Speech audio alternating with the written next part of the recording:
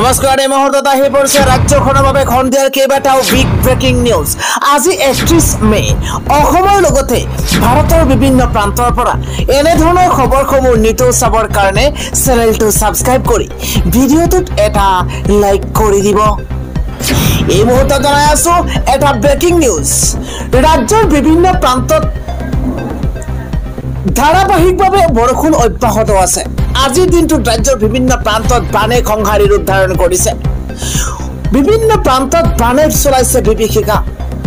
সকলো উঠুৱাই লৈ গ'ল। এবাৰ বানত সকলো হেৰুৱাই এগৰাকী মহিলা কান্দোনত ভাগি পৰিছে। লখিমপুৰত বানে চলাইছে সংহাৰ। এবাৰ লখিমপুৰৰ এগৰাকী মহিলাই চকুৰ সন্মুখতে নিজৰ সপোনৰ ঘৰখন উঠুৱাই দিয়াৰ পাছতেই এইদৰে কান্দোনত ভাগি পৰা পৰিলক্ষিত হৈছে। খন্দিয়াৰ আন এটা ডাঙৰ খবৰ হৈছে কপিলীপুৰীয়া ৰাইজ সাৱধান হওক, কিয়নো বৃদ্ধি পাইছে কপিলীৰ জলস্তৰ। হুৰাহুৰে বৃদ্ধি পাইছে কপিলী নৈৰ জলস্তৰ। এবাৰ ৰাইজলৈ মাইক যোগে সতৰ্কবাণী জাৰি কৰা হৈছে। প্ৰশাসনৰ তৰফৰ পৰা কপিলীপুৰীয়া ৰাইজৰ বাবে সাৱধানতা অৱলম্বন কৰিবৰ কাৰণে আহ্বান জনোৱা হৈছে মাইক যোগে। ৰাজ্যত ক্ৰমাৎ ভয়াৱহ ৰূপ ধাৰণ কৰিছে বান পৰিস্থিতি, আৰু এই সময়তেই দেখিবলৈ পোৱা গৈছে কপিলীপুৰীয়া ৰাইজক এবাৰ মাইক যোগে সাৱধান হৈ থাকিবৰ কাৰণে আহ্বান জনোৱা হৈছে। বৃদ্ধি পাইছে কপিলী নদীৰ জলপৃষ্ঠ। এই মুহূৰ্তত এটা বিগ নিউজ। কপিলীপুৰীয়া ৰাইজলৈ সতৰ্কবাণী এবাৰ প্ৰশাসনৰ। কামপুৰত বিপদ সীমা অতিক্ৰম কৰিছে কপিলীৰ পানীয়ে। এই মুহূৰ্তত এটা উদ্বেগজনক খবৰ জনাৰ চেষ্টা কৰিছো। কপিলীপুৰীয়া ৰাইজক সজাগ সতৰ্ক হৈ থাকিবলৈ কাৰণে আহ্বান জনোৱাইছে প্ৰশাসনে। যিকোনো মুহূৰ্ততেই কপিলীয়ে সৃষ্টি কৰিব পাৰে মহাপ্ৰলয়ৰ। গাৰুখুন্দা কাৱৈমাৰী, পশ্চিম কাৱৈমাৰী, বৰচুঙৰ লগতে গোসাইগাঁৱৰ ৰাইজক সজাগ হৈ থাকিবৰ কাৰণে মাইক যোগে ঘোষণা চৰকাৰী গাঁও প্ৰধানৰ। এটা বিগ নিউজ জনোৱাৰ চেষ্টা কৰিছো, কিয়নো কপিলী নৈৰ জলপৃষ্ঠ হুৰাহুৰে বৃদ্ধি পাইছে আৰু কপিলীপুৰীয়া ৰাইজ যিকোনো মুহূৰ্ততে ভয়ংকৰ বিপদৰ সন্মুখীন হ'ব পাৰে। গতিকে কপিলীপুৰীয়া ৰাইজ নিৰাপদ স্থানলৈ আহিবৰ কাৰণে এই মুহূৰ্তত প্ৰশাসনৰ তৰফৰ পৰা মাইক যোগে আহ্বান জনোৱা হৈছে। আজিৰ সন্ধিয়াৰ পৰৱৰ্তী ডাঙৰ খবৰ হৈছে বিদেশী বুলি বাংলাদেশলৈ পঠিওৱা ৰহিমা খাতুনক ঘূৰাই আনিবলৈ বাধ্য হ'ল অৱশেষত আৰক্ষী। এই মুহূৰ্তত এটা বিগ নিউজ।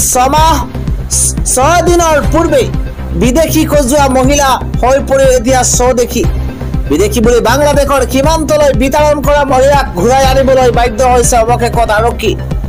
এটা বিগ নিউজ জনোৱাৰ চেষ্টা কৰিছো। গোলাঘাট জিলাৰ সৰু পথাৰৰ পৰা আৰক্ষীয়ে ধৰি নিছিল ৰহিমা খাতুনক, আৰু বিদেশী সন্দেহত গ্ৰেপ্তাৰ কৰি আৰক্ষীয়ে হাৰাশাস্তি কৰিছিল মহিলাগৰাকীক। ডিটেনশ্যন কেম্পলৈ প্ৰেৰণ কৰাৰ পাছত বাংলাদেশলৈ পঠাই দিছিল BSF-এ। আৰু বাংলাদেশী সেনাৰ নিৰ্মম আক্ৰমণৰ বলি হৈছিল ৰহিমা বেগম। ভাৰতীয় নথি পত্ৰ পৰীক্ষা কৰাৰ পিছত স্বদেশী বুলি প্ৰমাণিত হ'ল অৱশেষত ৰহিমা খাতুন। আৰু 6 দিন পূৰ্বে বিদেশী খোজোৱা মহিলা হৈ পৰিছে এতিয়া স্বদেশী। বিদেশী বুলি বাংলাদেশৰ সীমান্তলৈ বিতৰণ কৰা হৈছিল মহিলাগৰাকীক, আৰু সেই বিতৰণ কৰা মহিলাক ঘূৰাই আনিবলৈ বাধ্য হৈছে অৱশেষত আৰক্ষী।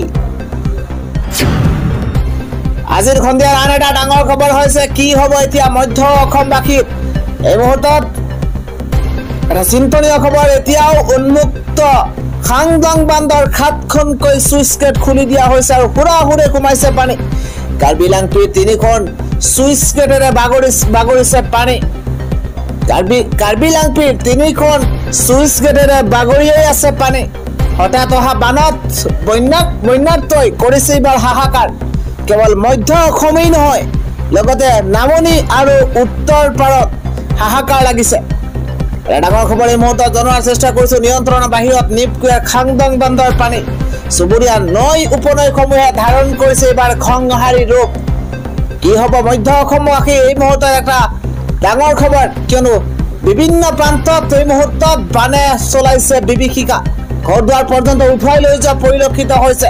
কি ৰাস্তা, কি ঘৰ দুৱাৰ, সপোনৰ ঘৰখনো, আপোন ঘৰখনো চকুৰ সন্মুখত উঠাই লৈ যোৱা পৰিলক্ষিত হৈছে। পৰৱৰ্তী ডাঙৰ খবৰ হৈছে বাংলাদেশী বুলি হাৰাশাস্তি কৰা খাইৰুল ইছলামক এৰি দিছে অৱশেষত আৰক্ষীয়ে। এই মুহূৰ্তত শিক্ষক খাইৰুল ইছলামক যেতিয়া গ্ৰেপ্তাৰ কৰা হৈছিল তাৰ পিছত ৰাজ্যৰ বিভিন্ন প্ৰান্তত হাহাকাৰ লাগিছিল বাংলাদেশী বুলি হাৰাশাস্তি কৰা খাইৰুল ইছলামক অৱশেষত এৰি দিছে আৰক্ষীয়ে শিক্ষক খাইৰুল ইছলামক আটক কৰিছিল আৰক্ষীয়ে বাংলাদেশী বুলি সংখ্যালঘুৰ ওপৰত অত্যাচাৰ কৰা প্ৰমাণিত হল বুলি কৰিছে মন্তব্য মৰিগাঁৱৰ শিক্ষক খাইৰুল ইছলামক লৈ চলিছিল ৰাজ্যজুৰি চৰ্চাৰ গাঁৱে গাঁৱে লোক আদালত পাতি বাংলাদেশী চিনাক্তৰ আহ্বান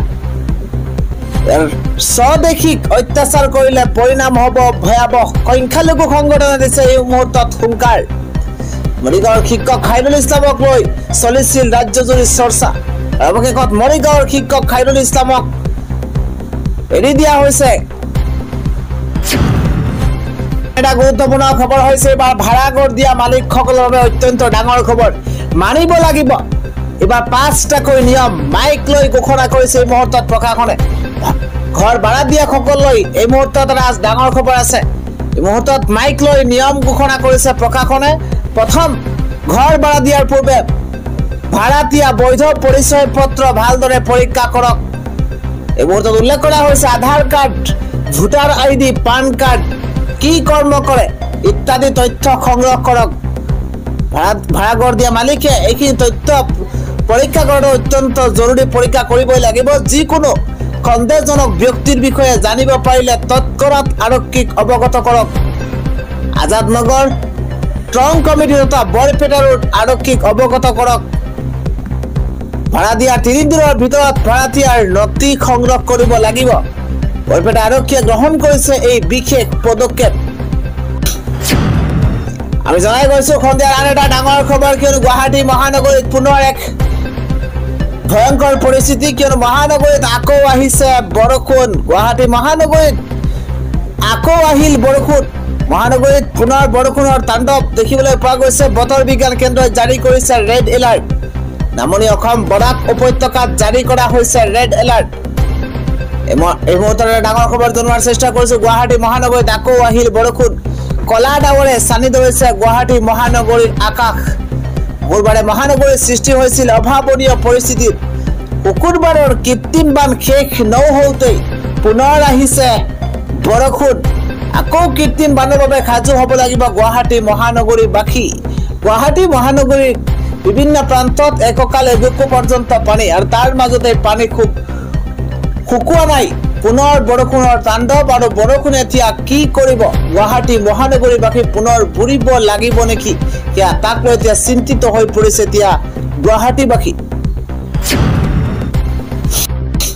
আন এটা খবৰ হৈছে শৃংখল বাহিনীয়ে আজি কঁপাব যোৰহাট এই মুহূৰ্তত শৃংখল বাহিনীয়ে যোৰহাট কঁপাবলৈ সাজু হৈ পৰিছে 5,000 সৈনিকে সাব্যস্ত কৰিব তীব্ৰ প্ৰতিবাদ আমি জনাই আছো এটা বিশেষ খবৰ আজাদ চৌধুৰীৰ ঘৰ উচ্ছেদ কৰি ডিটেনশ্যন কেম্পলৈ নপঠোৱা পৰ্যন্ত চলিব সৰ্ববৃহৎ প্ৰতিবাদ যোৰহাটৰ ডাকাইপট্টিত তীব্ৰ প্ৰতিবাদৰ হুংকাৰ গণতন্ত্ৰৰ শেষ স্তৰ পৰ্যন্ত প্ৰতিবাদ কৰাৰ হুংকাৰ প্ৰদান কৰিছে এইবাৰ শৃংখল চলিহা বাহিনীয়ে যোৰহাটৰ ডাকাইপট্টিত তীব্ৰ প্ৰতিবাদৰ হুংকাৰ প্ৰদান কৰা হৈছে আজাদ চৌধুৰীৰ ঘৰ উচ্ছেদ কৰি ডিটেনশ্যন কেম্পলৈ নপঠোৱা পৰ্যন্ত চলিব তীব্ৰ প্ৰতিবাদ 5,000 সৈনিকে সাব্যস্ত কৰিব তীব্ৰ প্ৰতিবাদ আৰু শৃংখল বাহিনীয়ে এই মুহূৰ্তত যোৰহাট কঁপাবলৈ সাজু পৰৱৰ্তী খবৰটো হৈছে প্ৰচণ্ড বৰষুণ আৰু ভূমিস্খলনত এবাৰ কৰ্ণাটকত মৃত্যুৰ সংখ্যা ৭৫ জনলৈ বৃদ্ধি পাইছে অত্যাধিক বৰষুণ আৰু ভূমিস্খলনৰ ফলত কৰ্ণাটকৰ ৩১খন জিলাত স্বাভাৱিক জীৱন ব্যাহত হৈ পৰিছে দক্ষিণ কৰ্ণাটকৰ মেংগালুৰুৰ পাহাৰীয়া অঞ্চলত কেইবাটাও স্থানত বৃহৎ অঞ্চল ভূমিস্খলনৰ ফলত ক্ষতিগ্ৰস্ত হৈছে মেংগালুৰু উল্লাল ব্লকত ভূমিস্খলনৰ ফলত ৮ গৰাকী লোকৰ মৃত্যু হৈছে আৰু ইয়াৰ উপৰিও পানীত পৰি ৬৭ জন লোকে প্ৰাণ হেৰুৱাইছে বুলি জানিব পৰা গৈছে কেৱল ৰাজধানী বেংগালুৰুতে বিদ্যুৎ স্পষ্ট হৈ ৫ গৰাকীকৈ লোকে মৃত্যুক সাৱটি ল'বলগীয়া হৈছে পৰৱৰ্তী খবৰটো হৈছে সংসদ ভৱন উৰুৱাই দিয়াৰ ভাবুকি এবাৰ প্ৰাক্তন বিধায়কক 6 মাহৰ কাৰাদণ্ডৰ শাস্তি বিহিছে এবাৰ আদালতে বিধায়ক হিচাপে তেওঁৰ দাবী পূৰণ নোহোৱাৰ বাবে সংসদ ভৱন উৰুৱাই দিয়াৰ ভাবুকি দিছিল। এনে গোচৰত দিল্লী আদালতে প্ৰাক্তন বিধায়কগৰাকীক কাৰাদণ্ডৰ শাস্তি প্ৰদান কৰিছে। এই গোচৰত বিশেষ ন্যায়াধীশ বিকাশ দুলে কয় যে সংসদ ভাৰতীয় গণতন্ত্ৰৰ মন্দিৰ, তাত এনে ভাবুকিমূলক পত্ৰ আৰু সন্দেহজনক সামগ্ৰী প্ৰেৰণ কৰাটো নিন্দনীয় কাৰ্য আৰু শাস্তিযোগ্য অপৰাধ। সংসদ ভৱন উৰুৱাই দিয়াৰ ভাবুকি দিয়াৰ বাবে শাস্তিৰ সন্মুখীন হৈছে মধ্যপ্ৰদেশৰ প্ৰাক্তন বিধায়ক কিশোৰ কম্বিত। 2022 চনৰ ছেপ্টেম্বৰ মাহত আদালতে তেওঁক ডাইনামাইটেৰে সংসদ উৰুৱাই দিয়াৰ ভাবুকি দিয়াৰ অপৰাধত 6 মাহৰ কাৰাদণ্ডৰ শাস্তি প্ৰদান কৰিছে।